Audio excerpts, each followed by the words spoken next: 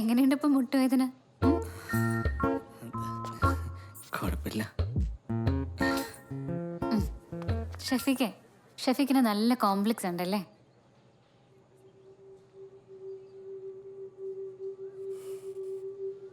ലേശമുണ്ട് madam. ഈ മൂലക്കുരു എന്നൊക്കെ പറഞ്ഞാൽ ആകെ നാണക്കേട് കേസാ. എല്ലാവരും കളിയാക്കും. മനസ്സ് തുറന്ന് കാര്യം കൂടി പറയാൻ പറ്റില്ല. എൻ്റെ വീട്ടുകാരുടെയും കൂട്ടുകാരുടെയും മുന്നിൽ ഞാനൊരു കോമഡി പീസാ. Comedy piezo?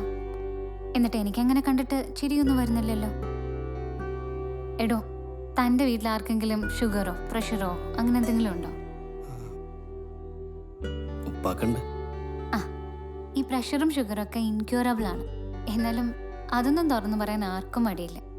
ഷഫീഖിന് പൈൽസ് അല്ലേ? അല്ലേ? പൈൽസാണ്. ആ, പൈൽസ് ക്യൂറബിൾ ആണ് എന്ന് വെച്ചാൽ കൃത്യമായിട്ട് കുറച്ച് നാൾ മരുന്ന് കഴിച്ചാൽ പൂർണ്ണമായിട്ടും ഭേദാവുന്ന അസുഖം. അതിനിത്രയും കോംപ്ലക്സിന്റെ കാര്യമൊന്നുമില്ല. താൻ ആള് സ്മാർട്ടല്ലേ? താൻ എത്തിയത് റൈറ്റ് പ്ലേസിലാ കേട്ടോ. ശരി, അപ്പൊ ഞാൻ ഇറങ്ങാണ്. എന്തെങ്കിലും ആവശ്യം ഉണ്ടെങ്കിൽ വിളിക്കേട്ടോ. ആ കഷായം കുടിക്കാൻ മറക്കരുത്.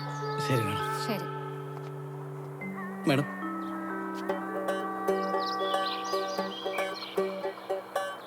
പേരെന്താ? മെർലിൻ.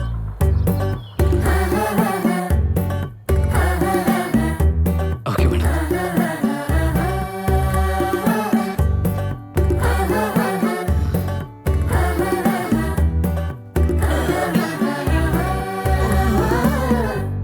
പൊൻപുലരികൾ പോരുന്നേ,